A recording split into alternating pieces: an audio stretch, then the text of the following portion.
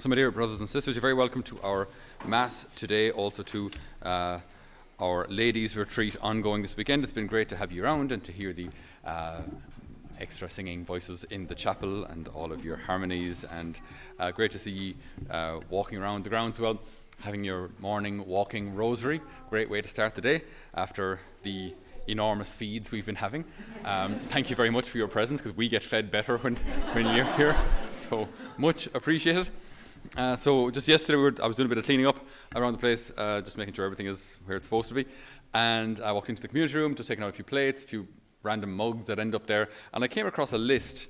It's a list compiled by our community, and it was a list compiled of things to do to Father Patrick on April Fool's Day.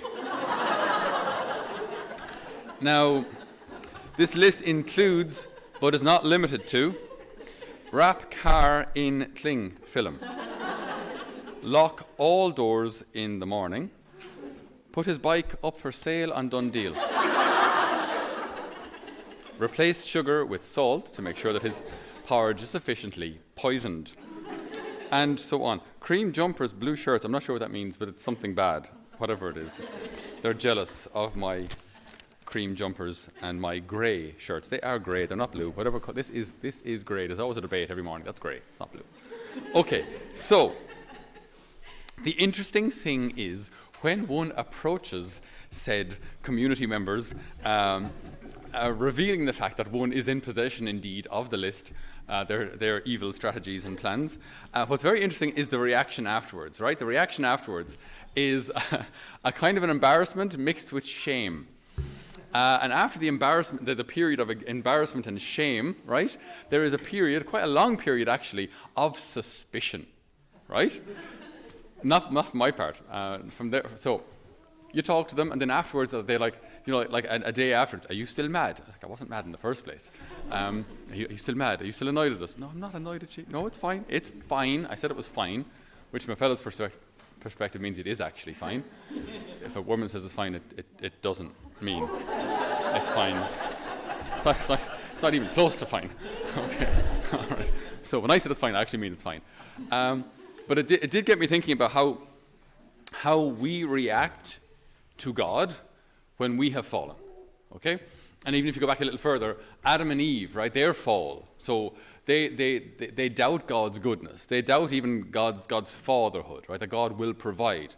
There's this tempter who tells them that God is actually holding back. Okay, so he's given you everything here in the Garden of Eden, but ultimately there's a tree here that he doesn't want you to have. There's a certain amount of power here that he doesn't want you to have. But you can have it. All you have to do is take it. Take what you want from God. Steal from God, and then you will be happier. It's the very same temptation all of you and I have today. You know, sin, basically. Take what you want from the world or from this other person. Take what you want, take what you need, and you will be happier. Steal it. Steal your joy.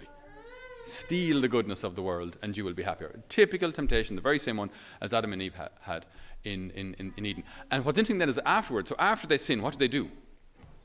Well, they hide. They hide. And they're suspicious of God. So now rather than walking with God as they once did, they're now suspicious of God. God is going to be mad, isn't he? God won't love us anymore. So they hide from God. Just like we can, as such, hide from each other when we know we've fallen or when we've fallen short of the mark. And I think it's something very interesting about the human heart. When we discover these, when we discover our fragility, we discover our brokenness, we discover these parts of our hearts that we don't like. And we become quite suspicious of others and kind of keep others far away, because I think ultimately, because there are these parts of ourselves that we don't like, maybe we don't think that anybody else could like us either.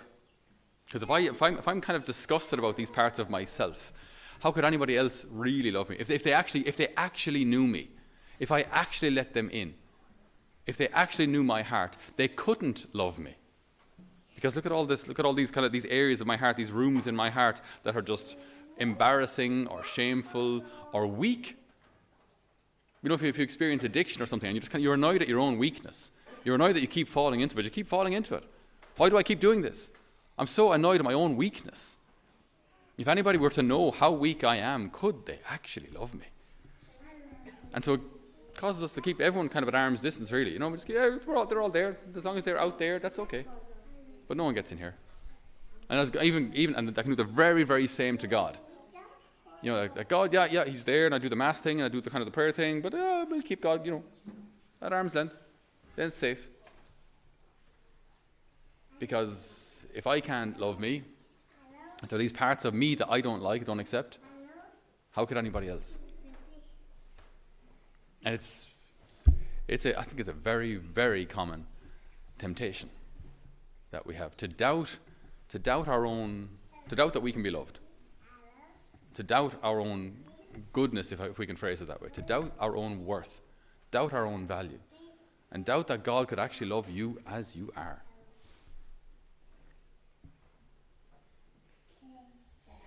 In our gospel, it's a beautiful story. We won't have time to go into all of the wonderful details. There are just one or two things I wanted to hone in on, if I may. So Lazarus dies and is in the tomb.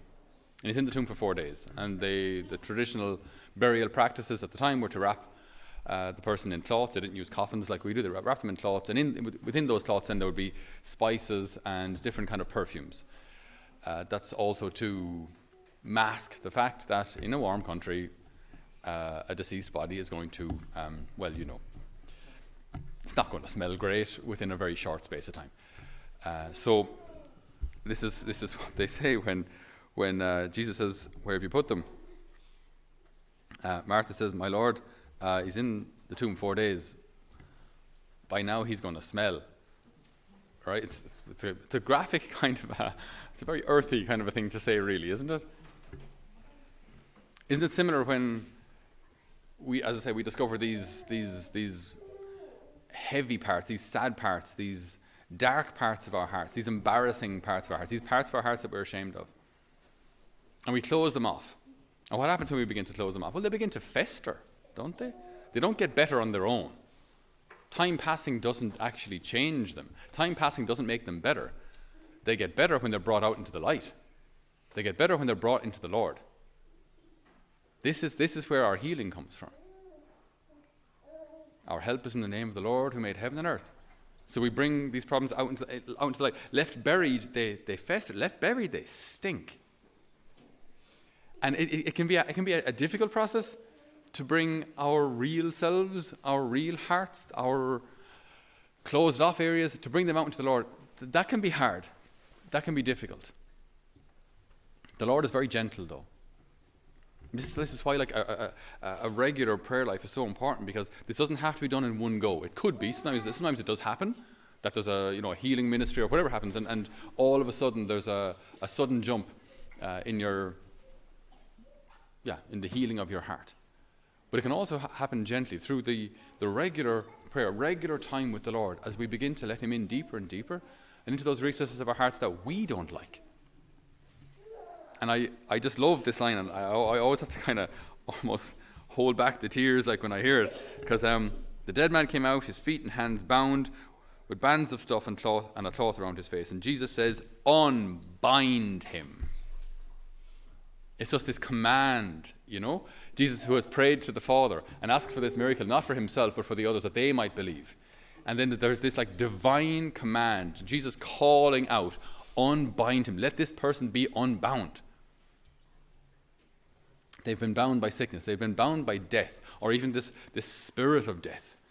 This idea that life is not good, that life has no hope, and everything will just pull you down. There was a man I was talking to recently, and it was at Christmas, and we got offered a couple of bottles of whiskey here as Christmas presents, which obviously we don't use, so that's clear, we don't. So a guy came to visit, and I offered him, I said, "Actually, do you want a little Christmas present of a bottle of whiskey?" And he says, No. He says, I'm an alcoholic. And I said, I didn't know. I know him for years. I said, "Sorry, I didn't know that." We said, I'm dry now for the last 25 years. 25 years dry, but still calls himself an alcoholic, because he knows that it's just one drink away.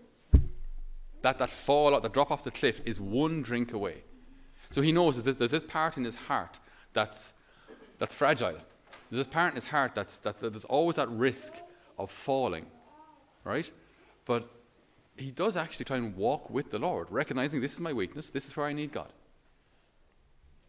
And so even though, as I say, he struggles with this, or that temptation is only just, I say, one drink away, that must be so hard. In fairness, that must be so difficult. The Lord has unbound him. The Lord has unbound him. And like as you look at your life, you look at your past, you look at where you've been rejected or hurt, and this can go the whole. It's so interesting that as we get older, as I said, these things don't just heal because time passes.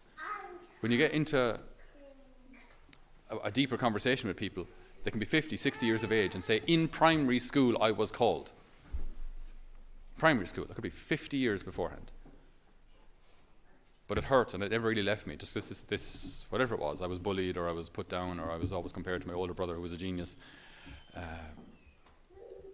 And these hurts, we carry them with us.